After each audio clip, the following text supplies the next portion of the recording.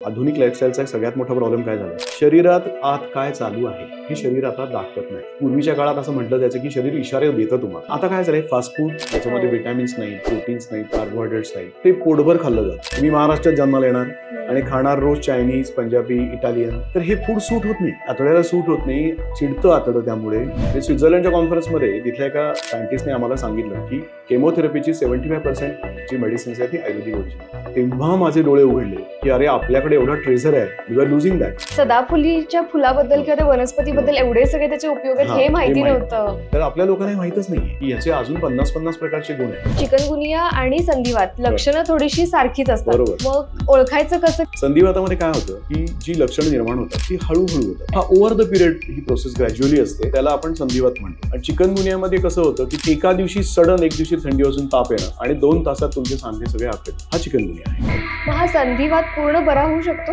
त्याच्यावर उपचार आहेत. एकाच वेळी मॉडर्न आणि आयुर्वेदिक ट्रीटमेंट दिल्यानंतर जो सक्सेस रेट आहे, मॉडर्न 70 असेल आणि आयुर्वेदिक 40 असेल, तर हा 95%च्या पुढे जातो. कॉम्बिनेशन त्याला कुठलाही साईड इफेक्ट. फक्त हा सांध्यांचाच रोग आहे का तर अवयवांना पण त्याचा परिणाम दिसून येतो? म्हणजे मी माझ्या पेशंटला नेहमी सांगतो की मान दुखते ना, मानेचा व्यायाम करू नका. तुम्ही पाठ आणि कमरेचे व्यायाम करा, मान आपोआप सरळ होते. त्याचं कारण सगळे मसल हे मानेला जोडले. कदाचित मानदुखी हा संधिवाताचा एक प्रकार आहे, हे जर लक्षात नाही आलं तर मात्र त्या पेशंटची खूप हाल होतात. कारण ते काय होतं, हळूहळू हे स्टिफ होत जातात मसल्स आणि ही जी फ्लेक्झिबिलिटी आहे मानेची ती कमी होऊन ते असे टाईट व्हायला लागते मान. दे कॅनॉट मूव्ह लाईक दिस ऑल्सो, किंवा असं सुद्धा मुवमेंट होती. तिथं आपण ओळखायला पाहिजे की कदाचित हा मणक्याचा संधिवात असतो. मॉडर्न डायग्नोसिस आणि आयुर्वेदिक उपचार पद्धती यामध्ये पण काही कन्फ्युजन आहे का? खूपच कन्फ्युजन आहे. कारण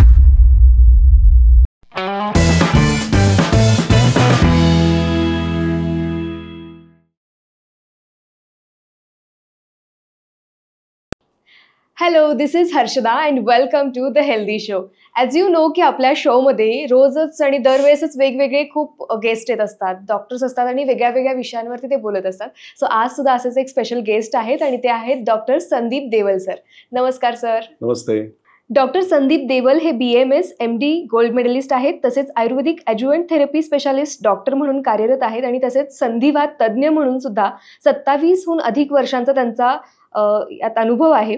तसेच संधिवात, कॅन्सर, त्वचा विकार, लिव्हर, सिरॉयसिस अशा कॉम्प्लेक्स आजारांवरती सुद्धा निदान व उपचाराचा त्यांना अनुभव आहे. Germany, Switzerland, France, England, Singapore, हाँगकाँग इत्यादी 25हून अधिक देशात विविध संशोधन आणि त्याचबरोबर 5 देशात आंतरराष्ट्रीय गोल्ड मेडल पुरस्कार, young Ayurveda scientist London, global Ayurveda award Hungary, silver medal Singapore, Serbia, Europe इथे सहाय्यक कॅन्सर रिसर्च सायंटिस्ट म्हणून सुद्धा त्यांची नेमणूक झाली असून ते कॅन्सर रिसर्चमध्येही कार्यरत आहेत.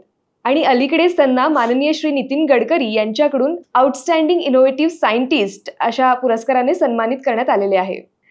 खूप खूप स्वागत आहे डॉक्टर तुमच्या शोमध्ये. थँक्यू. आणि जसं तुम्ही संधिवात तज्ज्ञ आहात तर या एका शब्दावरून ना मला एक गोष्ट आठवते की थोडासा वातावरणात बदल झाला की लगेचच काही जणांना जॉईंट पेन सुरू होतो की आमचे शोल्डर दुखतायत, गुडघे दुखतायत किंवा हातामध्ये सुद्धा थोडेसे क्रॅम्प्स येत आहेत.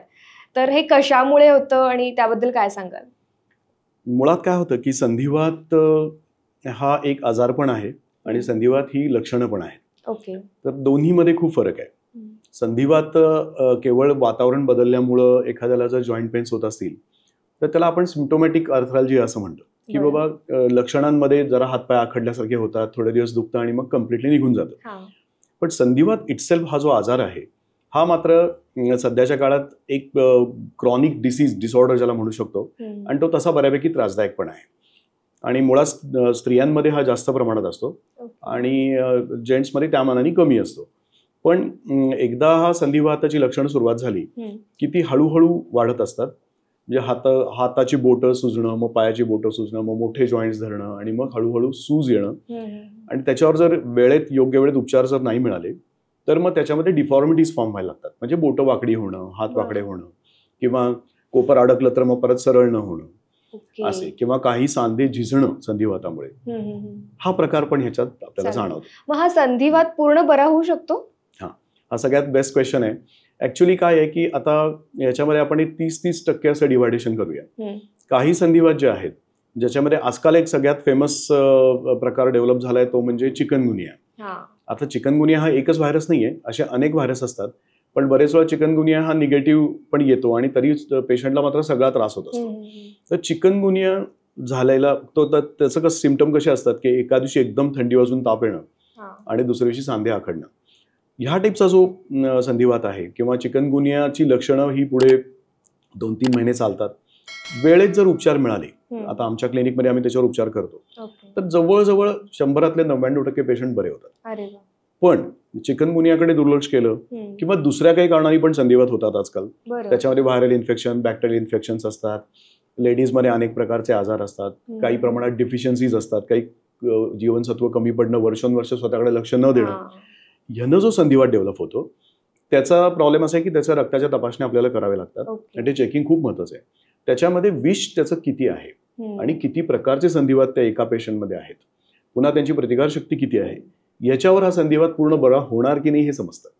दुसरी गोष्ट की प्रॉपर ट्रीटमेंट पण इम्पॉर्टंट आहे, की व्यवस्थित ट्रीटमेंट मिळाली तर आतापर्यंतचा असा एक्सपिरियन्स आहे की 100 50% पेशंट बरे होऊ शकतात पूर्ण, म्हणजे अगदी 15-18 वर्ष संधिवात. पण काही प्रकारचे संधिवात असे आहेत की त्याचं 2% विष रक्तात राहू शकतं आणि त्याच्याकडे आयुष्यभर लक्ष द्यावं लागतं. काही प्रमाणात ट्रीटमेंट लागते. सुरुवातीला 1-2-4 वर्ष ट्रीटमेंट घेतल्यावर बराचसं म्हणजे 98% ते गायब होतं. 2% मात्र लक्ष ठेवून ट्रीटमेंट घ्यावी लागते. ओके सर, जसं तुम्ही म्हणालात की चिकनगुनिया, तर चिकनगुनिया आणि संधिवात लक्षणं थोडीशी सारखीच असतात. बरोबर. मग ओळखायचं कसं की हे लक्षण आणि काय नेमकं आपल्याला त्रास कशामुळे होतो? बरोबर. सध्या ह्याच्यामध्ये खूप मोठं कन्फ्युजन आहे. ऍक्च्युली काय झालंय की संधिवात हा खूप पूर्वीपासून आहे, म्हणजे अगदी 2000 वर्षापासून पण आयुर्वेदिक पुस्तकातनं पण उल्लेख आहे आणि नॉर्मल मॉडर्न मेडिसिन मध्ये पण त्याचा उल्लेख आहे. संधिवातामध्ये काय होतं की जी लक्षणं निर्माण होतात ती हळूहळू होतात. पहिल्यांदा बोटाला सूज येते, मग पायाच्या बोटांना सूज येते, मग हळूहळू सांधे आखडायला लागतात, सकाळी उठल्यानंतर आखडल्यासारखं वाटायला लागतं आणि अशक्तपणा किंवा चालताना त्रास होणं, हा प्रोसेस थोडी स्लो आहे. हा over the period he process gradually असते, त्याला आपण संधिवात म्हणतो. आणि चिकनगुनियामध्ये कसं होतं की चिकनगुनिया हा एक शब्द झाला, त्यात आता अनेक प्रकारचे व्हायरस पण आहेत, सिमिलर व्हायरस आहेत.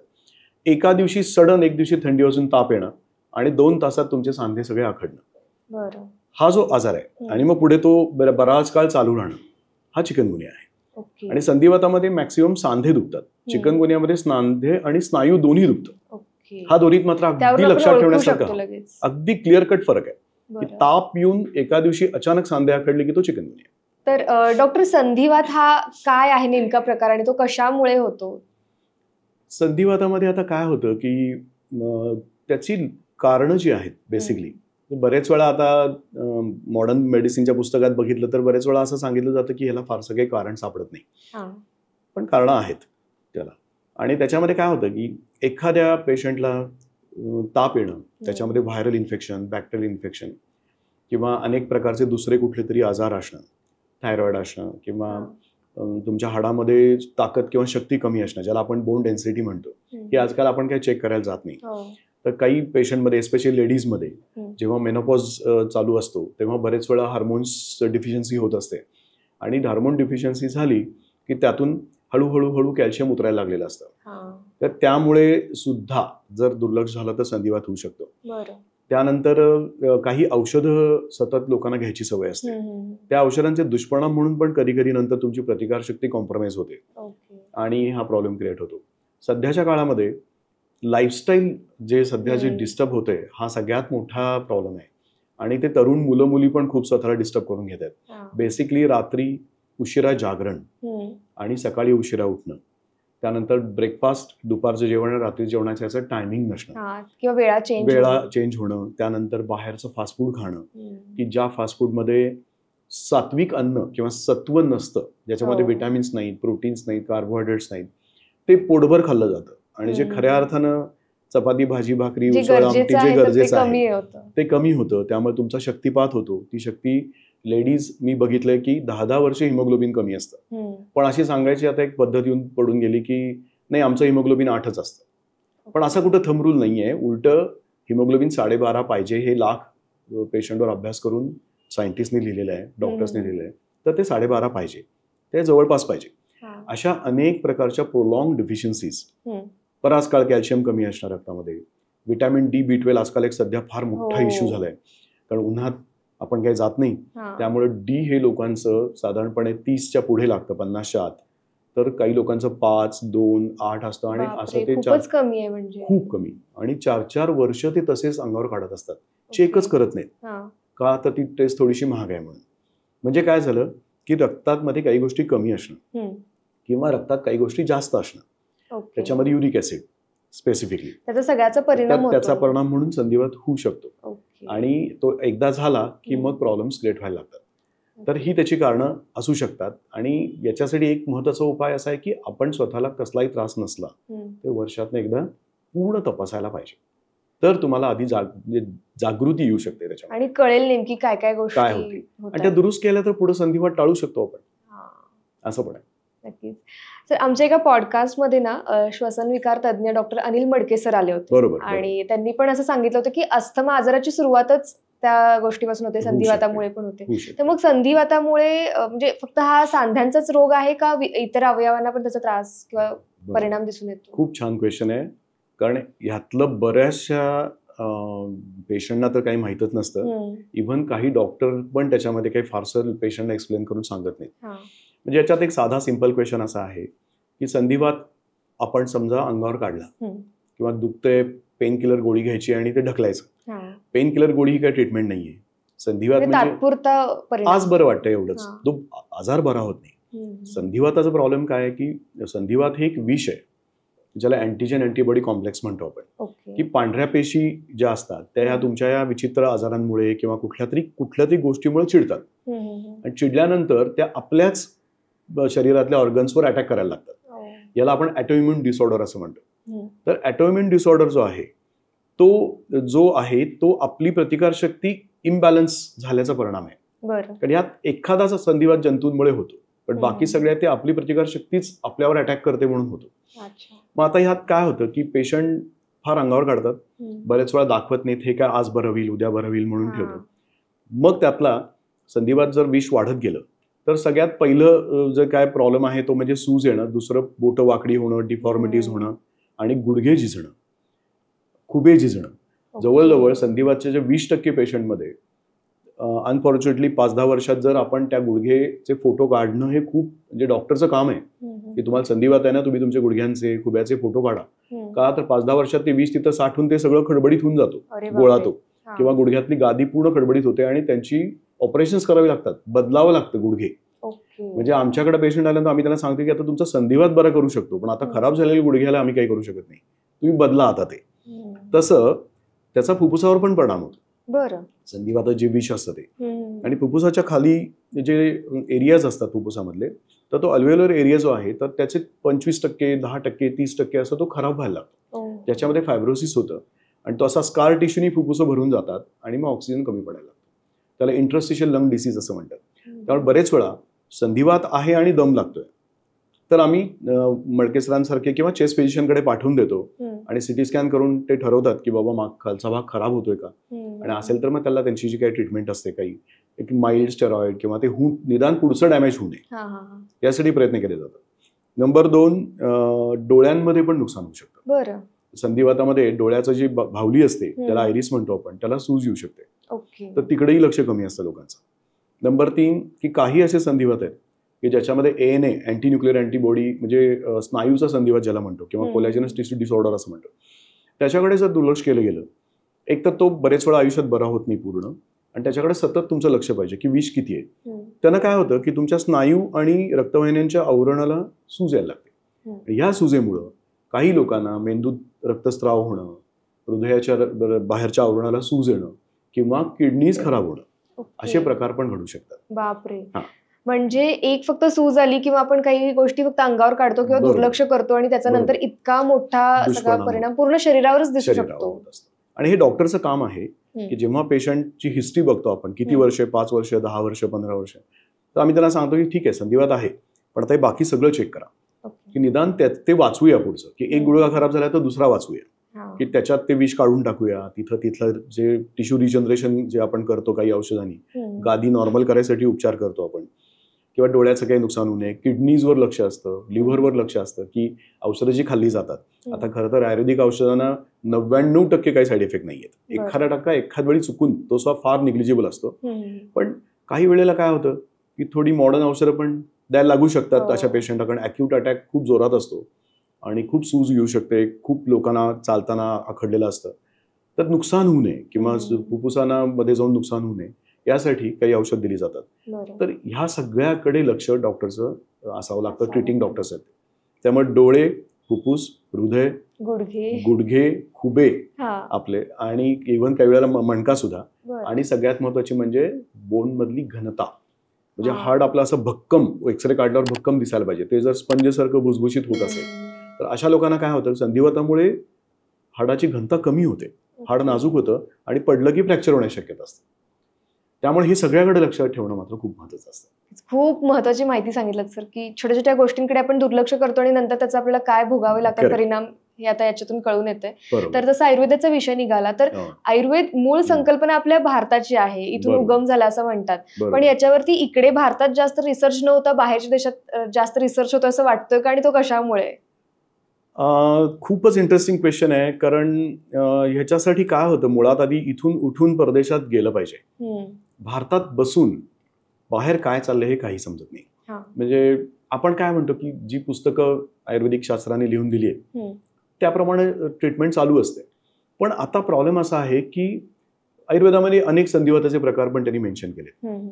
पण सध्याचा काळ असा आहे, आता चिकनगुनियासारखा आजार की ज्याच्या तो नव्हता पूर्वी, कुठल्या पुस्तकात लिहिलेलं नाही त्याच्याबद्दल काही सुद्धा. किंवा कोरोना नंतर सुद्धा काही लोकांना अशा अनेक प्रकारचे संधिवातांचे लक्षणं जाणवली. आता कोरोना त्यात नव्हता पुस्तकात लिहिलेला, पण आयुर्वेदामध्ये हे सांगितलेलं आहे की त्या त्या काळाप्रमाणे जो कोणी वैद्य असेल त्यांनी त्या काळात तिथलं वातावरण, तिथली जमीन, तिथली माती, त्या पेशंटची प्रकृती याप्रमाणे काही नवीन आजार आले तर तुम्ही नवीन विचार करून ट्रीटमेंट द्या. मग काय होतं पण की आपले लोक विचार करतायत नाही असं नाही, पण मला असं वाटतं की ते कुठेतरी कमी पडतंय. परदेशामध्ये काय होतं, आता मी जेव्हा 2011 साली पहिल्यांदा सिंगापूरला गेलो आणि नंतर जर्मनी वगैरे गेलो, आज जर्मनीमध्ये 16 ते 17 सेंटर्स आहेत, 3 युनिव्हर्सिटीज आहेत. आणि ते आता काय करतात, त्याचं एक साधं उदाहरण मी तुम्हाला देतो की आपल्याकडे सदाफुली नावाची वनस्पती आहे. आता आपल्या आयुर्वेदामध्ये सदाफुलीचं सांगितलंय की ही थोडीफार डायबिटीजवर उपयोगी पडते असं. पण जेव्हा ही वनस्पती परदेशात गेली आणि त्यांनी तिथं त्या वनस्पतीवर रिसर्च केला तर तिथे काय आहे, 5-5, 10-10 करोडची जापनीज, अमेरिकन मशीन्स आहेत. त्या मशीनमध्ये ही लोक त्या कुठलंही वनस्पतीचा एक्स्ट्रॅक्ट त्या मशीनमध्ये टाकतात. टाकल्यानंतर असं लक्षात आलं की फक्त डायबिटीज नाही तर त्या वनस्पतीमध्ये कमीत कमी 40-50 प्रकारचे उपयोगी तत्व आहेत, ज्याला आपण अल्कलॉइड्स म्हणतो किंवा फायटोन्यूट्रिएंट्स म्हणतो. मग त्यांनी ते काढलं हुडकून, त्याच्यातलं एक एक अल्कलॉइड्स घेतलं, त्याचा पेशंटवर किंवा आणि कोणी ज्याला आपण इन व्हिट्रो ट्रायल्स किंवा विवो म्हणतो किंवा रॅटवर ट्रायल्स घेणं वगैरे. आणि मग त्यांच्या असं लक्षात आलं की ह्याच्यात अजून 10 प्रकारचे आजार बरे होण्याची क्षमता आहे. मग त्यात सदाफुलीमध्ये विनक्रिस्टिन म्हणून जो किंवा विनब्लास्टिन म्हणून जो एक निघतो कंटेंट निघतो, त्याचा उपयोग कॅन्सरवर आहे. आणि आता ब्रेस्ट कॅन्सरवर सध्या सगळ्यात चांगली ट्रीटमेंट जी असते ती सदाफुलीच्या औषधात नाही. पण ही सदाफुली किती लागते, तर जेव्हा 8 ट्रक सदाफुली तिथं जाती तेव्हा त्यातनं फक्त 100 किलोचं औषध निघतं. आणि मग ते औषध एक काय 5 ml 2 ml असं इंजेक्शन बनणं आपल्याकडे येतं, म्हणून त्याचं रेट पण जास्त आहेत ना. 25,000चं एक इंजेक्शन येतं. हा संशोधन तिथे चालू आहे प्रत्येक आयुर्वेदिक वनस्पतीवर. आणि मग त्याचा फायदा असा होतो की इथे जे आता म्हणतो आपण की आयुर्वेदिक औषध दिल्यानंतर इफेक्ट स्लो होतात, पण त्यांनी जे हुडकून काढले पण ते त्याला आता आयुर्वेदिक नाव देत नाहीत, त्याला ते मॉडर्न नावाने येतं. त्यामुळे मॉडर्न डॉक्टरना पण समजत नाही की आपण आयुर्वेदिकच मॉलिक्युल वापरतोय, पण फक्त नाव चेंज होऊन आलं. आणि त्याचा एक्स्ट्रॅक्ट आहे, तो अतिशय कॉन्सन्ट्रेटेड एक्स्ट्रॅक्ट आहे. स्वित्झर्लंडच्या कॉन्फरन्समध्ये तिथल्या एका सायंटिस्टने आम्हाला सांगितलं की केमोथेरपीची 75% जी मेडिसिन्स आहेत ती आयुर्वेदिक ओरिजिन आहेत. तेव्हा माझे डोळे उघडले की अरे आपल्याकडे एवढा ट्रेझर आहे आणि वी आर लुझिंग दॅट. आता we are searching in India की अशी मशीन्स कुठे कुठे आहेत, कुठल्या मोठ्या युनिव्हर्सिटीजमध्ये आहेत. पण त्या मानाने पण मला असं जाणवलं की जो माझ्यासारखा आता प्रायव्हेट डॉक्टर आहे, जो प्रॅक्टिस पण करणं गरजेचं आहे, तेवढं कॉपरेशन अजून मिळत नाहीये भारतात. पण वी आर ट्राईंग लॉट. आम्ही जातोय तिथं, त्यांना रिक्वेस्ट करून तिथं करतोय म्हणजे ट्रायल्स वगैरे. पण हे जर जमलं इथं भारतात तर फार स्वस्तात आणि खूप नवीन प्रकारचे औषध निर्माण. नक्कीच. आणि सदाफुलीच्या फुलाबद्दल किंवा त्या वनस्पतीबद्दल एवढे सगळे त्याचे उपयोग आहेत हे माहिती नव्हतं. करेक्ट. आणि ती वनस्पती तर अगदी जागोजागी रस्त्याच्या कडेला कुठेही उगवते. हो, तर आपल्या लोकांना माहितच नाहीये की ह्याचे अजून 50 प्रकारचे गुण आहेत त्याच्यामध्ये. तर ते काढणारी मशिनरी पाहिजे. तर जसं तुम्ही म्हणालात की आता मॉडर्न टेक्नॉलॉजी किंवा ऍडव्हान्स सगळ्या गोष्टी येत आहेत, लाईफस्टाईल आपली सगळी चेंज होतीये, तर काळानुसार बदलायला तर लागणारच आहे. पण ह्याच मॉडर्न लाईफस्टाईलच्या अनुसरून सुद्धा आपण स्वतःमध्ये असे कुठले बदल करू शकतो का आणि संधिवात टाळू शकतो का? हा तर अगदी सगळ्यात परफेक्ट प्रश्न आहे. एक तर लक्षात ठेवायला पाहिजे की संधिवाताचं जे प्रपोर्शन आहे तर त्याच्यामध्ये लेडीजमध्ये 90% आणि जेंट्समध्ये 10% आहे. ओके, असा रेशो एवढा? अगदी अगदी खूपच रेशो आहे. हा. आता काय होतं की संधिवाताच्या कारणांमध्ये शरीराचं नुकसान होणं काही ना काही कारणाने, म्हणजे मगाशी आपण ब्लड टेस्टिंग बद्दल बोललो की तुम्हाला माहित नसतात. सध्याचा काळ आधुनिक लाईफस्टाईलचा एक सगळ्यात मोठा प्रॉब्लेम काय झालाय, शरीरात आत काय चालू आहे हे शरीर आता दाखवत नाही.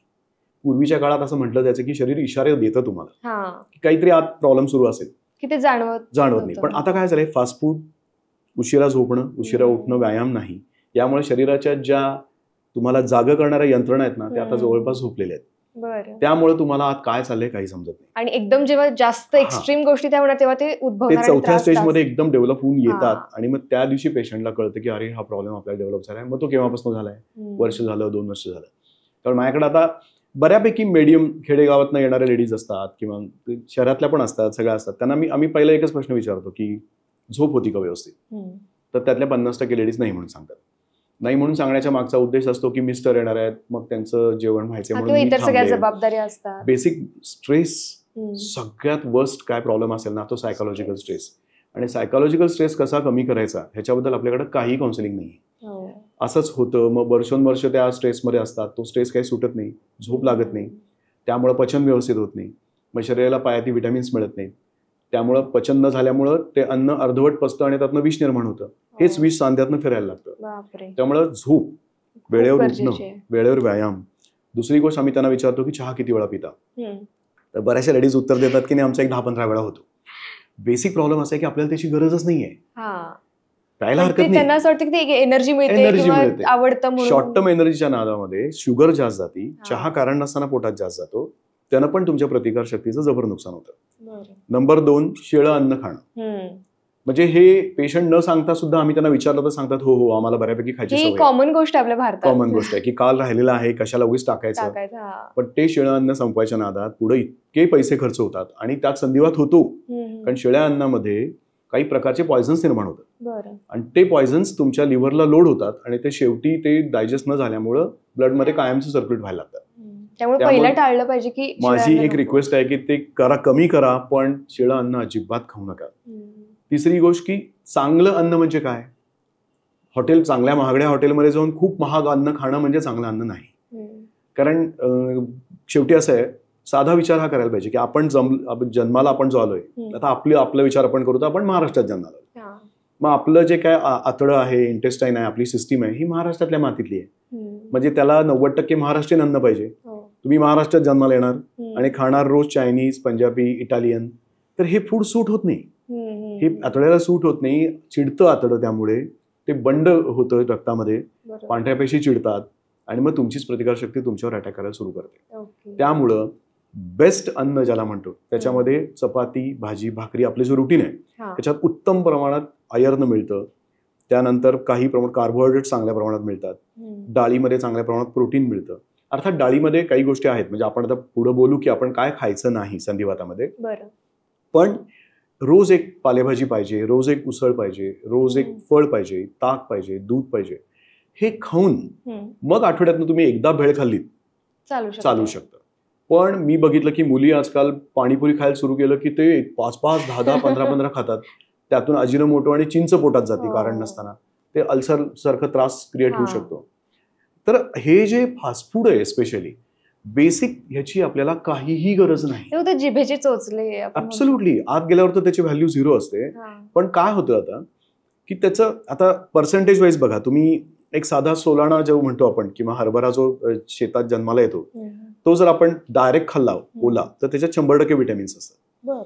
पण तोच हरभरा तुम्ही जेव्हा काढता आणि जेव्हा रानामध्ये वाळवता, वाळल्यानंतर त्याची थोडीशी डाळ सारखे ते पार्ट केले जातात, त्याला काहीतरी केमिकल लावली जातात, वाळवलं जातं आणि नंतर ते पीठ तयार केलं जातं. तिथून ते बेकरीत शिफ्ट होतं. बेकरीमध्ये त्यात सोडा मिसळतात, मग तो तळतात. या प्रत्येक स्टेजला त्याची 10-10% विटॅमिन संपत येतात. या सगळ्या प्रोसेसमुळे. आणि जेव्हा तुमच्याकडे फरसाण म्हणून ते येतं आणि तुम्ही मिसळ खाता, तेव्हा त्याच्यात 1% पण विटॅमिन शिल्लक नसतं आणि ते तुम्ही पोटभर खाता. त्याच्यापेक्षा तो हरभरा खाल्लेला परवडला. असं जे चुकते ना, स्पेशली मुलींना समजावून सांगणं कठीण होऊन बसलंय, मुलांना समजावून सांगणं की जायचं कॅन्टीनवर, जायचं बाहेर, रोज हेच फास्ट फूड खायचं. तर 90% पोळी भाजी भाकरी, उसळ, आमटी, उपीट, पोहे हे जे आपलं अन्न आहे हे खायला पाहिजे. आणि 8 दिवसातनं हे खाल्लं तर माफ होऊ शकतं. नाहीतर मग बरं. आजारांशिवाय काही पर्याय राहणार नाही. नाही, आणि आपल्या महाराष्ट्रात इतके सगळे पदार्थ आहेत आणि खूप चांगले चांगले खूप पण छान आहेत. recipes इतक्या आहेत. भाज्या आहेत. आहेत. मला नाही वाटत की बाहेरच्या कुठल्या राज्यात एवढ्या प्रमाणात सगळ्या भाज्या वगैरे पण मिळत असतील. अगदी, इझिली अगदी. अवेलेबल पण होत नाहीत काही अगदी ठिकाणी. बरोबर, अगदी बरोबर. त्यामुळे जर आपल्याकडे इझिली सगळ्या गोष्टी अवेलेबल होतात तर ते ते घेतलं खायला पाहिजे. फळं घ्यायला पाहिजे. रोज एक फळ कंपल्सरी घ्यायला पाहिजे. हम्म. फळं भाज्या घ्यायला पाहिजे. ते आता लगेच क्वेश्चन पुटअप करतात मला की डॉक्टर फळांमध्ये तरी कुठं आता सत्व राहिले, तिथं पण केमिकल घालतात. हो. तरी बेटर आहे. बरं. तुमच्यात फरसाण, पाणीपुरी, भेळ, मिसळपेक्षा त्यापेक्षा ते फळ ते बरं. 100% बेटर आहे. थोडं पॉयझन आलं तरी काही वाईट नाही. ते जातं, निघून जातं शरीरात. ओके. पण ती आवड जपायसाठी ते फळाला दोष देऊन त्यातनं सुटका करून घेतात स्वतःची. हां. तर This is हे the problem. चुकीचं आहे. Absolutely. आता खाण्यापिण्याचा सगळा विषय निघालेलाच आहे. हो. तर तुम्ही काय सजेस्ट कराल की संधिवाताची लक्षणे दिसत आहेत किंवा संधिवात हो. आहे तर त्यांनी काय खाल्लं पाहिजे, काय टाळावं?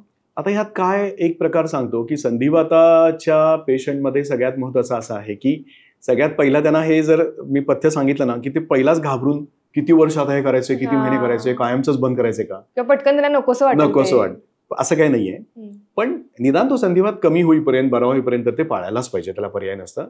कारण जे मी आता पदार्थ सांगतोय हम्म. हे लिव्हरला लोड देतात. बरं. लिव्हरला पचवायला जड असतात. हम्म. लिव्हरला पचवायला जो पदार्थ जड असतो तेच लिव्हर आपलं विष काढून रक्तातनं बाहेर फेकत असतं संधिवाताचं. हम्म. आता त्याला आपण जर अन्नपदार्थांचा पण लोड दिला तर ते विष फेकायचं त्याचा टाइम कमी पडणार त्याला, हां. परत साठायला लागतं. इतकं साधं प्रिन्सिपल आहे. बरं. म्हणून नको म्हणून सांगतो. म्हणजे असं नाही की डॉक्टरला काही दुश्मनी असते पेशंट बद्दल, हे खाऊ नको म्हणून सांगायचं, अजिबात नाही. हां. एस्पेशली त्यात सगळ्यात महत्वाचा पार्ट येतो तो हरभरा डाळ. हे खायचं हा, नाही. आता हरभरा डाळ खायची नाही याचा अर्थ त्याचे पदार्थ पण नाही. मग बरं. त्याच्यापासून भजी बनती, वडा बनतो, पुरणपोळी बनती, समोसा बनतो, फरसाण आहे, बेसन लाडू आहे. हे सगळं एकच आलं की त्या हा. पिठापासून जे पदार्थ बनतात ते पदार्थ मात्र डेफिनेटली काही महिने, काही वर्ष, जेव्हा जोपर्यंत त्यांचं विष कमी येत नाही आणि जोपर्यंत ती लक्षणं कमी होत नाहीत हम्म. तोपर्यंत पाळायला पाहिजे. दुसरा एक प्रकार मी बघितला की साबुदाणा. हम्म. तो पण पचायला खूप जड पडतो. हो. ते टाळायला पाहिजे. मैद्याचे पदार्थांनी पण खूप नुकसान होतं कारण ते पचायला जड असतात. त्यात ब्रेड आला, हम्म. पंजाबी रोटी आली किंवा मैदा घातलेले अनेक तुमचे फास्ट फूड पण असतात. त्यानंतर नॉनव्हेजमध्ये मटण हा एक प्रकार आहे की जो पचायला खूप जड असतो. हो. 6 to 12 hours ते घेतं. हम्म. आणि ते खाल्ल्यानंतर सुद्धा मी बघितलं की बऱ्याच लोकांना संधिवात वाढतो. बरं. त्यानंतर चिंच घातलेले पदार्थ, पाणीपुरी, भेळ हम्म. किंवा ह्यासारखे जे पदार्थ आहेत हे आंबटपणा पोटात गेला की ते ट्रिगर होतं आत. ओके. ओके. किंवा ॲलर्जिक असू शकतात लोक, तर त्याचा परिणाम म्हणून पण नुकसान होऊ होताना मी शकतं. बघितलंय. पुढे नंबर 5 त्याच्यामध्ये दुधाचे पदार्थ, काही पदार्थ म्हणजे हम्म. श्रीखंड किंवा बासुंदी सारखे किंवा पेढा बर्फी सारखे पदार्थ जर पोटात गेले जड, हम्म. की जे पचायला खूप जड आहेत. बरं. म्हणजे 2 पोळ्या खाल्ल्यानंतर जेवढी ताकद हम्म. आपल्याला मिळते तेवढी एका पेढ्यातच मिळत असते. अच्छा. म्हणजे कॅलरी व्हॅल्यूमध्ये एवढा पेढा जड आहे की 2 बरं. चपातीची कॅलरी 400 होतात आणि पेढ्याच्या 900 होतात. एक पेढा पण किती म्हणजे हा, हानिकारक आम्हाला समजा ते आहे. 2-3 पेढे खाल्ले तर हा. 9 ते 2700 कॅलरी जायला म्हणजे 2 जेवणा एवढा ती अरे ताकद गेली बापरे. पोटात. मग ते लिव्हरला खूप लोड होतो त्याचा. बरोबर. तर असे पदार्थ आम्ही स्पेसिफिक लिहून देतो पेशंटना की हम्म. बाबा हे थोडे दिवस खाऊ नका, खाल्लं तर अगदी एक टेस्ट म्हणून घ्या हा. आणि सोडून द्या विषय. तर त्याचा कुठेतरी ट्रिगर होणार नाही. आणि आपण जे औषध देतोय त्यांना आम्ही काय करत असतो की हळूहळू ते विष उतरवत हम्म. जितकं मिनिमम लेवलला कधी कधी पूर्ण संपवायसाठी प्रयत्न करत असतो. हा. पण ते खाल्लं की 4 दिवसात, बरं ते त्या दिवशी त्रास होतोच असं नाही, हम्म. 4 दिवसापर्यंत कधी पण ते सगळं दुखणं वाढतं, दुखायला लागतं आणि पेशंटला ते पटतच नाही. त्यामुळे हा. मग मी त्यांना सांगतो की आज खाल्ल्यापासून 4 दिवस लक्ष ठेवा. हम्म. हे जर सूज वाढली किंवा अचानक दुखायला लागलं किंवा सकाळी उठताना एकदम आखडलं हम्म. तर डेफिनेटली हा प्रॉब्लेम आहे. आणि हे पदार्थ खाऊ नका आणि याच्यासाठी कोणावरही रागवू नका, कारण हे नंतर खायचं आहे सगळं परत. हो. पण जर प्रॉपर संधिवात कमी झाला तर यू कॅन इट. ओके. त्यामुळे पचनशक्ती मेंटेन राहणं संधिवातामध्ये आणि तब्येत चांगली राहणं हे पण तेवढंच महत्त्वाचं आहे. आता काय खायचं नाही हे कळलं, पण हा. काय खाऊ शकतो हा, हे ठीक आहे. ह्याच्यामध्ये आता काय होतं की साधारणपणे डायबेटीज पेशंट असेल तर खजुराचा थोडा प्रॉब्लेम येतो. हम्म. पण बदाम चालतात, बरं. पण ते सुद्धा एकदम मुठभर नाही. हम्म. 2 किंवा 3 बदाम भिजवून खाल्ले तर चालतात. हम्म. त्यानंतर आंबट नसलेली फळं चालतात. ओके. घरातलं रेग्युलर सगळं अन्न चालतं हम्म. ऍक्च्युली. त्यानंतर 1-2 अक्रोड चालतात, तर त्याच्यामुळे पण शक्ती निर्माण होती. फक्त काजू आणि पिस्ता ह्याच्यामध्ये पण कॅलरीज खूप असतात. त्यामुळे काजू आणि पिस्ता न खाल्लेला एखाद बरं. दुसरा खाल्ला तर चालेल, पण त्याच्यापेक्षा ओके. जास्त खाऊ नये कारण हीट खूप क्रिएट होती. हा, हा. त्यामुळं फळभाज्या एकदम छान, काही प्रॉब्लेम नाही. थोडे आंबट पदार्थ नाही खाल्ले तरी बाकीच्या अन्नामध्ये आपल्याला पौष्टिकपणा येतो. त्यात सोयाबीन आहे किंवा काही प्रमाणात मोड किंवा हे पण कडधान्य चालतील का? लिमिटेड. मोड असलेली कमी खायची, पण रेग्युलर कडधान्य खायला काही प्रॉब्लेम येणार नाही. आणि दुसरा एक फॅक्टर त्यामध्ये असा असतो की संधिवातामध्ये एकच सेक्शन सध्या चेक केला जातो, तो म्हणजे संधिवात कोणत्या टाईपचा आहे, विष किती आहे, कोणते प्रकार आहेत आणि त्याच्यावर औषध सुरू असतं. पण मी मगाशी बोललो तसं की काही लेडीज कित्येक वर्ष हिमोग्लोबिन कमी, विटॅमिन डी कमी, B12 कमी, डेन्सिटी कमी, हे जर तुम्हाला माहित नसेल तुमच्या शरीरात तर ते ब्लड चेक करायचं. त्याच्यामध्ये जे दिसतंय कमी ते कमी वाढवल्यामुळं सुद्धा संधिवाताचं 50% प्रमाण कमी होतं. पण ते हुडकण्याची जबाबदारी डॉक्टरांची असते आणि ते डॉक्टर जेव्हा टेस्ट सांगतात तेव्हा जरा केल्या पाहिजेत. बरेच लोक त्याला नाही म्हणतात टेस्ट करायला, थोड्या महाग असतात त्या टेस्ट, पण त्या करणं अत्यंत गरजेचं आहे. ते नाही केलं ना तर प्रॉब्लेम क्रिएट होतो. पण ते म्हणजे एक विष मारणारी औषधं किंवा कमी करणारी औषधं, आणि दुसरं तुमच्या शरीरात जे कमी आहे ते कळलं तुम्हाला तपासणी करून, आणि ते जर आपण भरलं, haemoglobin, calcium, vitamin D, B12 ह्यापैकी काही कमी असेल तर 25% संधिवात तिथल्या तिथे कमी होऊ शकतो. बरं, त्यामुळे रेग्युलर टेस्ट किंवा जे डॉक्टरांनी सजेस्ट केलेलं ते तर ऍटलीस्ट करायला पाहिजे. काय होतं ना डॉक्टर, की कधी कधी बऱ्याच जणांच्या बाबतीत ही एक गोष्ट दिसून येते की मानेचं जे दुखणं असतं ना तर ते खूप वेळा त्यांना जाणवत असतं. पण त्यांना असं वाटतं की काही नॉर्मल आहे, कुठेतरी अवघडून झोपल्यामुळे किंवा काहीतरी गोष्टींमुळे झालं असेल म्हणून दुर्लक्ष करतात. मग 3-4 वर्षांचे ते मानेचं दुखणं असतं, त्यावरती डॉक्टर काही जे असतात तर ते पण त्यांना छोट्या छोट्या गोष्टी सजेस्ट करतात. बरोबर बरोबर. याचा काही संबंध आहे का? नक्कीच. म्हणजे असे बरेच केसेस आमच्याकडे होतात की एक प्रकारचं कन्फ्युजन असतं की मान दुखी आजकाल खूप वाढली, त्याच्या मागे स्कूटर चालवणं, कॉम्प्युटर मध्ये सलग सतत खाली बघून मोबाईल बघणं, किचन मध्ये काम करणं, काही लेडीज टेलरिंगचं काम करतात त्यांना पण मान धरते, हा इथला स्नायू धरतो. असं काय होतं पण की 1 महिना दुखतंय, 2 महिने, 4 महिने तुम्ही ट्रीटमेंट घेतली, गोळ्या घेतल्यात, तुम्ही ट्रॅक्शन लावून घेतलं, पण काही फरक पडत नाहीये. असे पेशंट मी बघितलं की वेगळे वेगळे डॉक्टर बदलत राहतात, पण कदाचित मानदुखी हा संधिवाताचा एक प्रकार आहे हे जर लक्षात नाही आलं तर मात्र त्या पेशंटची खूप हाल होतात. कारण ते काय होतं, हळूहळू हे स्टिफ होत जातात मसल्स, आणि ही जी फ्लेक्झिबिलिटी आहे मानेची ती कमी होऊन ते असे टाईट व्हायला लागते मान.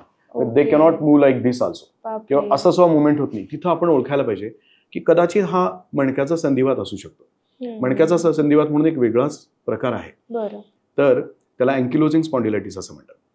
ते एक वेगळंच विष आहे. ते कुणाच्या शरीरात कसं तयार होतं त्याला अजून चालू आहे, त्याच्यावर अभ्यास चालू आहे.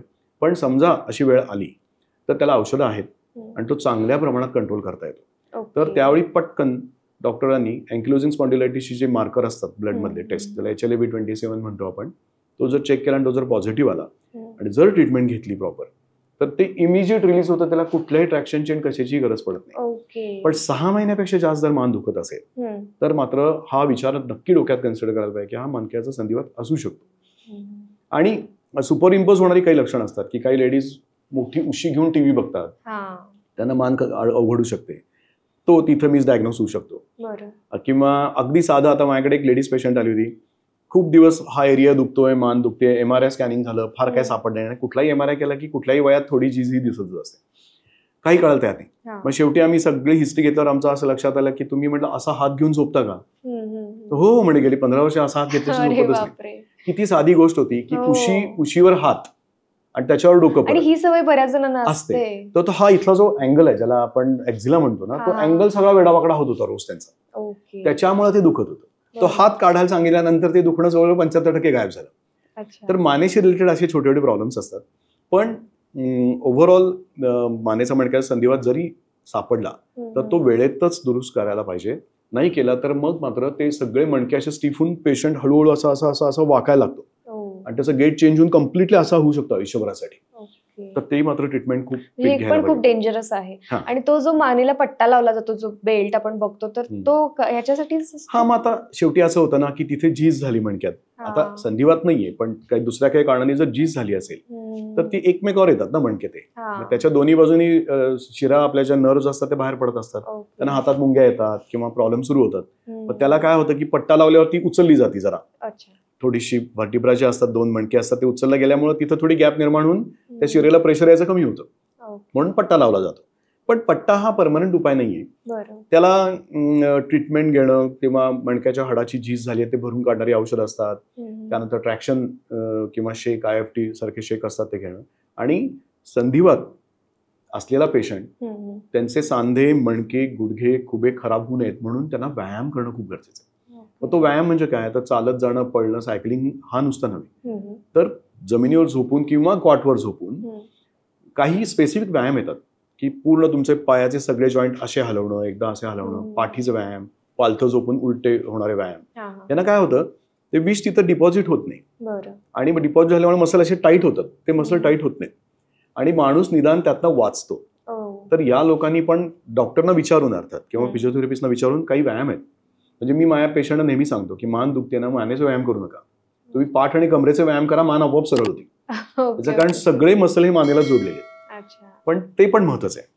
त्यामुळं मानेचा संधिवात हा मणक्याचाच असतो आणि तो बऱ्यापैकी कंट्रोल आजकाल होतो. त्याला खूप चांगली औषधं अवेलेबल आहेत. डॉक्टर, बऱ्याच वेळा काय होतं की आपण रिपोर्ट्स जेव्हा चेक करतो तर ते निगेटिव्ह आलेले असतात, पण तरी पण त्यांना त्रास होतच असतो. हे का होत असेल? आता हे फार मजेशीर कन्फ्युजन आहे प्रत्येक पेशंटमध्ये. त्यामुळे आता काय होतं की संधिवातामध्ये पॉझिटिव्ह असणारे जे संधिवात आहेत तर त्याच्यामध्ये ढोबळमानाने मराठीत सांगतो की स्नायूचा संधिवात म्हणून एक असतो, आमवात एक असतो, रेग्युलर संधिवात, रक्तातला संधिवात, म्हणजे लोकांना कळावं म्हणून, आणि मणक्याचा संधिवात, जंतूंमुळे होणारा संधिवात, असे काही प्रकार असतात, किंवा सांध्याची झीजमुळे होणारा संधिवात असतो. आता काही पेशंटमध्ये सेम लक्षणं दिसतात, सगळी बोटं सुजलेली असतात, वाकडी असतात, आज सगळे प्रॉब्लेम्स असतात, कुठलाही रिपोर्ट करायला गेलं की निगेटिव्ह, हे मात्र आहे. मग त्याला आता अशी एक हे पडून गेले की याला सेरो निगेटिव्ह आर्थरायटिस असं म्हणायचं. ओके. पण आयडियली जर बघितलं ना तर तो पॉझिटिव्ह येत नाही एवढंच, म्हणजे त्याच्या antigen antibody complex proper detect होत नाहीत म्हणून ते येत नाही, पण नुकसान तेवढंच असतं असं मी बघितलं पेशंटमध्ये. सेम नुकसान होतं, सेम सांधे जे काही वेडेवाकडे होण्याचे चान्सेस असतात. त्यामुळे निगेटिव्ह जरी असला तरी सुद्धा तो संधिवाताचा एक प्रकार असं समजायचं, निगेटिव्ह प्रकार. ट्रीटमेंट घ्यावीच लागते, ट्रीटमेंट सेमच घ्यावी लागते. नाही घेतली तर जे मी आपण आतापर्यंत बोललो ते सगळं गुडघे, खुबे खराब होणं, झिजणं, सगळे प्रॉब्लेम्स होऊ शकतात. ते निगेटिव्ह आता तो का येतो ह्याचं कारण ते अँटीबॉडीज डिटेक्ट होत नाहीत. हा शरीराचा एक भाग आहे, त्याला अजून नीट रिसर्च त्याच्यावर झालेला नाहीये, पण इट इज देअर. पण तो संधिवाता इतकाच डेंजरस समजून त्याच्यावर ट्रीटमेंट घ्यायला पाहिजे. आणि चिकनगुनियामध्ये पण आता असं येतं की चिकनगुनिया झाला की पेशंट डॉक्टरकडे जातात, चिकनगुनिया अँटीजन लिहून देतो आम्ही आणि त्या निगेटिव्ह येतात, पण त्रास सेम असतो पेशंटला. मग आता आमच्या लक्षात आलं की चिकनगुनियाच्या 98% पेशंटमध्ये चिकनगुनिया पॉझिटिव्ह येतच नाही, पण तो चिकनगुनियाच असतो आणि त्याप्रमाणे ट्रीटमेंट ही द्यायलाच पाहिजे चिकनगुनियासाठी. तर हा एक इश्यू आहे आणि त्याला एक संधिवाताचा प्रकार समजूनच ट्रीटमेंट दिली जाते. त्यामुळे जरी रिपोर्ट निगेटिव्ह आला आणि जर त्रास होत असेल तर डॉक्टरकडे जायला पाहिजे, तो संधिवात समजून ट्रीटमेंट द्यायला पाहिजे आणि तो टाळायचं नाही ट्रीटमेंट अजिबात, हे 100%. मग यामध्ये अजून काय काय गैरसमज आहेत सर संधिवाताबद्दल? संधिवातामध्ये आता काय होतं की ट्रीटमेंट पॅटर्न मध्ये पण मी बघितलं ना तर थोडे दिवस उपचार घेतले आणि संधिवात जरा बरा झाला की पेशंटला असं वाटतं की आपण सुटलो यातनं. आता त्यातला सगळ्यात महत्वाचा पार्ट हा आहे. त्यामुळे बरेच वेळा असं होतं की परत एकतर रिचेकिंग केलं जात नाही, ते तुमचे रिपोर्ट्स जे असतात ते परत परत बघावे लागतात, ते बरेच वेळा बघितले जात नाहीत. आणि काही वेळेला असं दिसतं की रिपोर्ट बऱ्यापैकी कमी झालेत तरी पेशंटला त्रास होतोय. काही ठिकाणी असं दिसतं की रिपोर्ट आणि त्रास दोन्ही कमी झाले, आणि काही ठिकाणी असं दिसतं की पेशंट एकदम व्यवस्थित आणि रिपोर्ट मात्र भरपूर जास्त आहेत असं पण दिसतं. तर ह्या सगळ्या मिसकन्सेप्ट त्याच्यामध्ये येतात की असं होतं, पण तरी सुद्धा शेवटी आम्ही पेशंटला असं सांगतो की खऱ्या अर्थानं बघितलं तर रिपोर्ट्स कमी होणं आणि तुमची लक्षणं आणि त्रास पण कमी होणं. दुसरी गोष्ट की संधिवात बरा वाटतो याचा अर्थ बरेच वेळा तो औषधांनी बरा असतो. औषध बंद केल्यावर बरा वाटेल याची पूर्ण खात्री नसते, ती खात्री करावी लागते. त्यामुळे एक तर काय होतं की चिकनगुनियासारखा आजार असेल तर संधिवात हा काही दिवसात बरा होऊ शकतो, 3 ते 3.5 महिन्यामध्ये.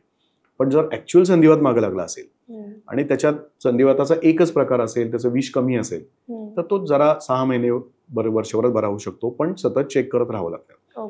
काही वेळेला मात्र मी बघतो की लोक अक्षरशः फिरत असतात डॉक्टरांकडे, हा डॉक्टर सोडून त्यांच्याकडे, तो सोडून त्यांच्याकडे, इथे नाही तर तिथे तरी लगेच बरं वाटेल, रिलीफ येतो. काही वेळेला औषधांचे साईड इफेक्ट्स होतात, पण ते एक कुठेही व्यवस्थित ट्रीटमेंट घेतली जात नाही. किंवा माझं हे पण त्यांना सांगणं आहे की तुम्हाला जर ती ट्रीटमेंट त्रास होत असेल आणि पटत नसेल तर नक्की डॉक्टर बदला.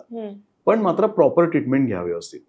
आणि दुसरं की रक्ताच्या तपासण्या लोक करत नाहीत. दर 3 महिन्यांनी 6 महिन्यांनी रिपीटेड चेकिंग खूप इम्पॉर्टंट आहे, की पेशंटला डॉक्टरला पण कळतं की बाबा ह्याला आपण औषध देतोय पण विष काय कमी नाहीये, म्हणजे काहीतरी बदलायला पाहिजे याच्यामध्ये.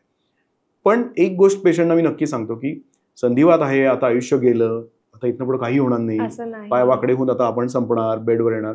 काही लोकांना ट्रीटमेंट नाही मिळालं तर खरंच असं होऊ शकतं. पण मी गॅरंटेड सांगतो असं काही करू नका. त्याच्यावर उपचार आहेत आणि एकाच वेळी आम्ही जे आता ऍडज्युएंट थेरपी म्हणजे संयुक्त उपचार, एकाच वेळी मॉडर्न आणि आयुर्वेदिक ट्रीटमेंट दिल्यानंतर जो सक्सेस रेट आहे तो मॉडर्न 70 असेल आणि आयुर्वेदिकनं 40 असेल तर हा 95% पुढे जातो कॉम्बिनेशन थेरपीने, आणि त्याला कुठलाही साईड इफेक्ट नाही. अर्थात ते बघून औषध द्यावं लागतं. त्यामुळे हा गैरसमज काढला पाहिजे लोकांनी. अच्छा, ट्रीटमेंट बद्दल आपला सगळा विषय चालूच आहे, तर कशा स्वरूपाची ही ट्रीटमेंट दिली जाते? हा, आता काय होतं की 2 सेक्शन्स त्याचे करावे लागतात. एक म्हणजे की संधिवात कोणत्या प्रकारचा आहे, विष किती आहे आणि पेशंटचा त्रास किती आहे. उठल्यानंतर अजिबात चालताच येत नाही, बोटं वाकडी झाली आहेत, पाय चालू शकत नाही, असे जेव्हा फेज असतील तेव्हा, आणि खूप दुखत असेल आणि हिस्ट्री मागची की एक 6 महिन्यापासून संधिवात झालाय तर ठीक आहे, तुम्ही फक्त आयुर्वेदिक घ्या, एखादा मॉडर्न मेडिसिन देऊ शकता. पण 15-15 वर्षाची हिस्ट्री आहे आणि आपल्याला कळते की आता याचं खूप नुकसान व्हायला लागले. बरेच वेळा तिथं आम्हाला सुद्धा मॉडर्न डॉक्टरांकडनं किंवा आम्ही स्वतः काही मॉडर्न औषधं ज्याला डिसीज मॉडिफाईंग मेडिसिन्स म्हणतात, ती मेडिसिन्स मात्र द्यावीच लागतात, कारण त्या सांध्याचं नुकसान होऊ नये. आणि तो पेशंटची, म्हणजे मी परवा मगाशी बोललो तसं की तो खुबा खराब होतोय दिसतोय आपल्याला आणि आपण तो खराब होऊ देतोय आणि मग पुढे ऑपरेशनवर जाणार. त्याच्यापेक्षा डिसीज मॉडिफाईंग मेडिसिन्स पण घ्या, फायब्रोसिस कमी होऊ दे. जर अगदी थोडक्यात असेल तर ते परत रिकव्हर होतं व्यवस्थित. आणि परमनंट विष जाणं ह्याच्यामध्ये थोडं मॉडर्न मेडिसिन मध्ये काही लिमिटेशन्स आहेत, की तो संधिवात कम्प्लिटली जात नाही बरेच वेळा. तिथं आयुर्वेदिक औषधं चांगलं काम करतात. आणि आयुर्वेदिक औषधांचं ह्याच्यामध्ये असतं की त्याला एक तर साईड इफेक्ट फारच कमी असतात, योग्य प्रमाणात आणि योग्य डॉक्टरनी दिली तर. आणि ती जी औषधं असतात तर ती जर प्रॉपर व्यवस्थित घेतली तर त्याचा टाइम पिरियड थोडा जास्त असू शकतो, की 3 महिन्यापासून 1.5 वर्ष 2.5 वर्षापर्यंत पण जाऊ शकतो. हे जे विष तयार होतं रोज पेशंटच्या संधिवाताचं, ते विष ती औषधं बरोबर कमी करायला सुरू करतात आयुर्वेदिक औषध. म्हणून मी पेशंटना काय सांगतो की अॅक्यूट प्रॉब्लेम आहे आता आणि यातनं फुफ्फुस खराब होणार आहे किंवा खुबे खराब होणार आहे, तर तुम्ही मॉडर्न पण हे घ्या, 2-3 त्या गोळ्या चालू ठेवा आणि क्रॉनिकसाठी, कायमचं जायसाठी हे औषध सुरू ठेवा. आणि आता आम्हाला या ऍडज्युएंट थेरपीचा जास्त उपयोग होतो. त्यामुळे ते बॅलन्स दोन्ही गोष्टी एकत्र आल्या तर नक्कीच. आणि विटॅमिन्स जे कमी आहे रक्तात ते पण घ्यायला पाहिजे. ते परत चेक करावं लागतं. विटॅमिन डी तुमचं 5 आहे फक्त, 35 झाल्यानंतर तुम्ही ते बंद करा आणि महिन्यातनं एखादी गोळी चालू ठेवा. त्यानं पण तो संधिवात परत येत नाही मग. पण हेही लोक विसरतात बरेच वेळा. तर हा ट्रीटमेंटचा पॅटर्न आहे आणि याचा उपयोग होतो. पण संधिवातात एक गोष्ट सांगतो की लोक पटकन जाऊन पंचकर्म करतात आणि वाटतं त्यांना की हे कायमचं निघून जाईल, पण असं काही होत नाही. कारण विष हे लिव्हर तयार करत असतं, त्यात तयार होत असतं मेटाबॉलिझम मध्ये. त्यामुळे आम्ही तर उलटा अशा पेशंट सांगतो की जर सांध्यानं सुजलं तर अजिबात मसाज घेऊ नका. लोक मसाज घेऊन येतात आणि ते डबल सुचतं नंतर. त्यामुळे ह्याला मसाज शक्य तेवढा अवॉइड करायला सांगितला जातो आणि अगदी जंटल हलक्या हाताने तेल लावणं, शेकणं हे चालू शकतं. पण असं चोळून मसाज करू नये, कारण ते उलटीकडे जातात ती विष, पॉयझन्स. त्यामुळं खूप विचार करून करावं लागतं. आणि जर नाजूक असेल पेशंट त्यांनी तर अजिबात पंचकर्म घेऊ नका. जरा तब्येत बरी आहे, फॅटी आहे पेशंट, तर त्याला फॅट कमी करायसाठी घेऊ शकता. पंचकर्म हे खूप चांगलं आहे, नो डाऊट. पण कुठं आणि कसं वापरायचं हे कळलं पाहिजे. आणि दुसरी महत्वाची गोष्ट की त्यांना आजार पूर्ण जाईलच असं मात्र नाही, म्हणजे ते डोक्यात ठेवून फक्त जाऊ नये. आता विष कमी होतं, थोडं बरं वाटतं, पण मेन ट्रीटमेंट आहे ही प्रोलॉंग त्याचं टेस्टिंग करणं, घेणं आणि पूर्णपणे संपेपर्यंत वाढणं. डॉक्टर, मॉडर्न डायग्नोसिस आणि आयुर्वेदिक उपचार पद्धती यामध्ये पण काही कन्फ्युजन आहे का? खूपच कन्फ्युजन आहे. कारण काय होतं की मॉडर्न डॉक्टर असतात, त्यांना मेडिको लिगल काही फाउंडेशन्स असतात. त्यामुळं काही वेळेला असं दिसतं की एखादी कंपनीची आयुर्वेदिक गोळी येते आणि ती थोडंसं चांगलं काम करते, पण ते त्या कंपल्शनमुळे देऊ शकत नाही. तशीच कंपल्शन काही वेळेला आयुर्वेदिक डॉक्टरांकडे असतात की एच शेड्यूल मेडिसिन वापरायची नाही किंवा काही प्रॉब्लेम्स असतात. पण काही वेळेला असं दिसतं काही पेशंटमध्ये की मॉडर्न औषधं चालू असून सुद्धा त्या पेशंटला आज गोळी घेतली तर आज बरं, उद्या एक दिवस चुकली की तो सरळ फॉल, प्रचंड सुस्त. पण ते बिचारे घेत राहतात 2-2 वर्ष, 4-4 वर्ष. मग नंतर कधी कधी काय होतं की त्याला स्टेरॉइड दिलं जातं त्या पेशंटला, आणि स्टेरॉइड दिल्यानंतर एकदम बरं वाटतं. अर्ध्या तासाच्या आत एकदम पेशंट अगदी असा फ्रेश होऊन जातो, सगळं दुखणं बिखणं बंद होतं. पण स्टेरॉइड हा प्रॉब्लेम कसा आहे, हा इमर्जन्सी ट्रीटमेंट आहे. ती आत्ता खूप नुकसान होते तुमचं, म्हणजे जसं आता फुफ्फुस खराब होणार आहे ते कळतंय तुम्हाला, त्याच वेळी ते दिलेलं योग्य आहे. पण मी बघितलंय की मॉडर्न डॉक्टरना पण नाईलाज असेल तर ते देतात, पण मला असं वाटतं की ते फार काळ देऊ नये, कारण त्या स्टेरॉइडला प्रचंड साईड इफेक्ट आहेत. नंबर 2 की स्टेरॉइड यानं काय संधिवात पूर्ण बरा होत नाही. म्हणजे स्टेरॉइड दिल्यावर फार खुश व्हायची पण काही गरज नाही. जितकं लवकर ते स्टेरॉइड बंद करून बाकीचे चांगले उपचार करून त्या स्टेरॉइडची डिपेंडन्सी कमी करतील तेवढं चांगलं आहे. स्टेरॉइड जास्त रेग्युलर घेण्यामुळे आता काय होतं, खेडेगावात मी बघितले की बरेच वेळा वैदू म्हणजे डॉक्टर नव्हेत पण आयुर्वेदाच्या नावाखाली काही वैदू ज्यांनी शिकलेले नाहीये ते औषधं देतात. ते काहीतरी पांढऱ्या पुड्या देतात, काही काळ्या गोळ्या देतात, त्यात ते कुठून स्टेरॉइडच्या पावडर घातलेले असतात आणि पेशंटला काही समजत नाही आणि ते घेतलं की 2 तासात फ्रेश. मग ते रोज खायची सवय लागते. पण ते स्टेरॉइड इतकं डेंजरस आहे की शेवटी ते ब्रह्मास्त्र आहे. ते ब्रह्मास्त्र काय रोज वापरायची गोष्ट नाही, ही कधीतरी वापरायची गोष्ट आहे. तुम्ही रोज द्यायला लागलात तर नंतर ते तुमच्या शरीराचं नुकसान करायला लागतं. स्टेरॉइडमुळं डायबिटीज व्हायला होतो पेशंटला, ओबेसिटी वाढायला लागती, अंगात पाणी फुगतं, सगळं अंग असं फुगल्यासारखं दिसायला लागतं या लोकांचं. हाडामधली घनता कमी व्हायला लागते, हाडं भुसभुशीत होतात, ठिसूळ होतात, फुटू शकतात, हिमोग्लोबिन कमी होतं, अनेक प्रकारचे आजार मागं लागू शकतात. त्यामुळे शॉर्ट टर्म की आज गोळी घेतली आणि अर्धा तासात बरं वाटतंय म्हटलं की तिथं गडबड आहे काहीतरी. शॉर्टकट संधिवाताच्या बाबतीत किंवा तुम्ही जर आयुर्वेदिक किंवा मॉडर्न डिसीज मॉडिफाईंग मेडिसिन घेतल्यावर सुद्धा 5-6 तासांतर हळूहळू कमी येतं. पण तासात अर्धा तासात जर ते एखादे औषध घेतलं जात असेल आणि ते स्किल्ड डॉक्टरनी दिलेलं नसेल तर ते ताबडतोब बंद करा, कारण त्याचे भयंकर साईड इफेक्ट आहेत. नंतर फुफ्फुसावर परिणाम होतो, निमोनिया होऊ शकतो, बरेच प्रॉब्लेम्स क्रिएट होऊ शकतो. त्यामुळं मॉडर्न मेडिसिन असू दे किंवा आयुर्वेदिक डॉक्टर असू दे किंवा आणि कुठलंही शास्त्र असू दे, तुम्हाला जर साधारणपणे 3 ते 7 दिवसात जर तुम्हाला प्रॉपर रिझल्ट येत नसेल की बाबा संधी दुखत आहेत, दुखायचे कमी नाहीये, अजूनही दुखतच आहे, पण डॉक्टर सांगितलं की 2-4 महिन्यात हळूहळू होईल, तर ते नाही. जर नसेल तर इमिजिएट डॉक्टर जाऊन भेटा की नाही मला थोडा तरी आराम पडायलाच पाहिजे. स्टेरॉइडनं नाही पण बाकी अशी खूप औषधं आहेत जी आम्ही डेव्हलप केलेली आहेत आता, की ज्याच्यामध्ये आयुर्वेदिक औषधामध्येच मॉडर्न मशीन्समध्ये घालून त्यात आयुर्वेदिक औषधामध्येच आणखी कोणते कोणते चांगले तत्व आहेत ते हुडकून काढून त्याचं कॉन्सन्ट्रेशन वाढून आता आम्ही देतो, तर पेशंटला फरक पडतो त्याला. पण स्टेरॉइड सारखी औषधं पहिला बंद करायची आणि जर रिलीफ येत नसेल तर जरूर त्या डॉक्टरना जाऊन भेटा किंवा तुम्ही डॉक्टर बदला सरळ. पण वर्षोनवर्ष घेतोय, वाकडे होत आहेत सांधे. आता मी नेहमी माझ्याकडच्या पेशंटना सांगतो की माझं औषध चालू आहे आणि तुमचे सांधे वाकडे होत असतील तर ते औषध योग्य नाहीये, त्याचा काहीच फरक पडत नाही. मग ते होऊ नये. तुम्ही जर प्रॉपर ट्रीटमेंट देताय तर सांधे वाकडे वगैरे होता कामाच नाहीत. अशी ट्रीटमेंट पाहिजे.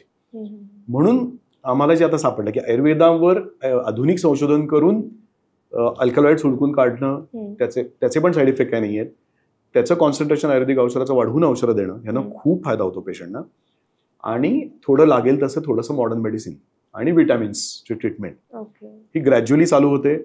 त्याला काही साईड इफेक्ट निर्माण झाला तर डॉक्टरना लगेच कॉन्टॅक्ट करा, आम्ही सांगतो, ते बदलून देतो. ते 10 वेळा बदलता येतं औषध, पण एक ना एक डोस परफेक्ट बसतो आणि त्यानंतर तो पेशंट अगदी व्यवस्थित व्हायला लागतो, उठून चालायला लागतो. असे धरून आणलेले कित्येक व्हिडिओज आहेत माझ्याकडे की ते आता पेशंट अगदी व्यवस्थित चालतात, त्याचे ते स्वतः चालायला लागतात. दुसरी गोष्ट की त्याची किडनी खराब होता कामा नये, त्याचं लिव्हर खराब होता कामा नये, त्याला कुठल्याही प्रकारचा दुसरा साईड इफेक्ट होता कामा नये. आणि हे चेकिंग करायची जबाबदारी डॉक्टरची असते, पेशंटची पण असते. तर ही जो ट्रीटमेंट पॅटर्न आहे ज्याला आम्ही ॲडज्युएंट थेरपी म्हणतो, हा आम्ही आमच्याकडे नवीन डेव्हलप केलाय. हा युरोपमध्ये जाऊन मी शिकून आलो, तिथे पण आता हेच चालू आहे युरोपमध्ये की ते त्यांची थेरपी आणि आपले आयुर्वेदिक मधले जे नवीन संशोधन आहे ते मिक्स करतात आणि त्यांना पण त्याचे जबरदस्त फायदा जाणवतो. त्यामुळं आणि तिसरा पार्ट आम्ही यात मेंटेन करतो की पेशंट जर एकदम बारीक व्हायला लागला असेल तर त्याची प्रतिकार शक्ती पहिला व्यवस्थित आणा, की तिथं ते स्वतः शरीर तो आजार 50% गायब करतो. तर हे 3-4 पॅटर्न आहेत ट्रीटमेंटचे, त्याचा खूप उपयोग होतो. थँक्यू सो मच डॉक्टर की एवढी सगळी माहिती आज तुमच्यामुळे कळाली. आणि सगळ्यांना तुम्हाला एक सोशल मेसेज द्यायला आवडेल? रिगार्डिंग संधिवाताबद्दल जर बोलायचं झालं या आजाराबद्दल तर आता त्याला असोसिएटेड बरेच डिसीज नवीन आता कॅन्सर आहे किंवा लिव्हरचे आजार आहेत, किडनी स्टोन आहे. तर एक लक्षात घ्या की संधिवात हा थोडासा हेरिडिटरी पण आहे, म्हणजे आईला असेल तर मुलीला होऊ शकतो किंवा आणि कुणाला मुलाला पण होऊ शकतो वगैरे वगैरे. पण लोकांना मी असं बघितलं की आता आई वडिलांना आहे म्हणजे मला होणार आहे आणि आता तो होणारच आहे, मग आपण झाल्यावर औषध घेऊया. ह्याच्यापेक्षा त्यांना आहे हे कळल्यानंतर होऊ नये म्हणून उपचार करू शकतो. खरं आपण उपचार म्हणजे काय तर हेच आहे की आपण रेग्युलर त्याचं चेकअप ठेवणं, की बाबा वयाच्या 25 वर्षानंतर वर्षातनं एकदा बघणं स्वतःचे सगळे व्हिटॅमिन, सगळे जे काही उपयोगी तत्व आहेत आणि जी त्रास देणारी आहेत, ज्याच्यात लिव्हरचे काउंट्स वाढणं, चरबी वाढणं म्हणजे कोलेस्ट्रॉल वाढणं, युरिक ॲसिड वाढणं, हे लक्ष ठेवलं आणि ते वेळोवेळी दुरुस्त करत राहिलो तर तो हेरिडिटरी येणारा आजार सुद्धा खरं तर थांबवता येतो. बरं. हा एक सल्ला मी माझ्या पेशंटना द्यायची इच्छा आहे. सेकंड पार्ट मी बघतो की संधिवात झाल्यानंतर अजिबात घाबरू नका. संधिवात आता पूर्वीसारखं की संधिवातात आपण बघितलं की एक खूप बेडरिडन पडून आहे, बरेच वर्ष वाकडं आहे, मग खोकला होतो, मग निमोनिया होतो. आता असं काही होत नाही. खूप उत्तम प्रकारची औषध निर्माण झालेली आहेत. पण चेकिंग ह्याच्यामध्ये कंटाळा करून काही उपयोग नाही. त्यामुळे योग्य डॉक्टर निवडा, योग्य ट्रीटमेंट निवडा. आणि माझं पण असं सजेशन आहे की तुम्हाला जर एखाद्या आधुनिक उपचारांनी जर पूर्ण बरं वाटत असेल तर बिंदास घ्या. दुसऱ्या पॅथीनं आयुर्वेद आणि कुठल्या शास्त्राने बरं वाटत असेल तर त्यानं पण घ्या.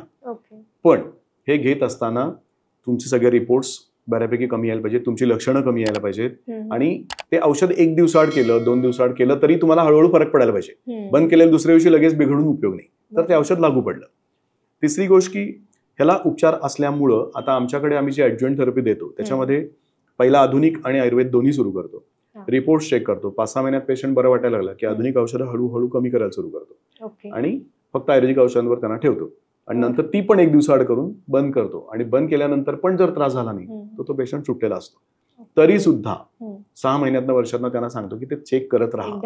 कारण कोलॅजनस टिश्यू डिसऑर्डर म्हणून जो प्रकार आहे ANA तो बरेच वेळा आयुष्यातनं पूर्ण जात नाही किंवा चिकनगुनिया सुद्धा आयुष्यभरात पूर्ण जाईल असं नाही, 2% राहू शकतो. तर दुर्लक्ष करू नका. आणि संधिवात हा बरा पण होऊ शकतो हे मला सगळ्या लेडीजना सांगायचंय. घाबरायचं कारण नाही. म्हणजे अगदी असे धरून आणलेले लोक सुद्धा चालायला लागू शकतात. त्यामुळे योग्य डॉक्टर निवडा. काही माझी मदत हवी असेल आमच्या उत्कर्ष कनेक्टच्या माध्यमातून आम्ही ऑनलाईन कन्सल्टेशन पण करतो. पण अजिबात घाबरून जाऊ नका. आणि दुसरी गोष्ट की कॉम्प्लिकेशनवर लक्ष ठेवा की आपल्याला कळलं एकदा तर आपलं फुफ्फुस खराब कसं होणार नाही, आपले गुडघे खराब कसे होणार नाही. ह्याची जे जे त्यावेळी डॉक्टर सांगतात ते उपचार जर केले तर संधिवातासारखा दुर्धर आजार सुद्धा पूर्ण बरा होऊ शकतो. अगदी भयंकर डेंजरस कंडिशन असेल तर तो कंट्रोल चांगला होऊ शकतो आणि पेशंटचं आयुष्य व्यवस्थित क्वालिटी लाईफ म्हणून वाढू शकतो. हा माझं सजेशन असेल. Thank you so much doctor. आज खूप महत्त्वाची माहिती मिळाली आणि बऱ्याच पेशंटना थोडंसं एक रिलीफ पण मिळेल ह्या सगळ्या गोष्टी ऐकल्यामुळे. So once again thank you. Thank you madam.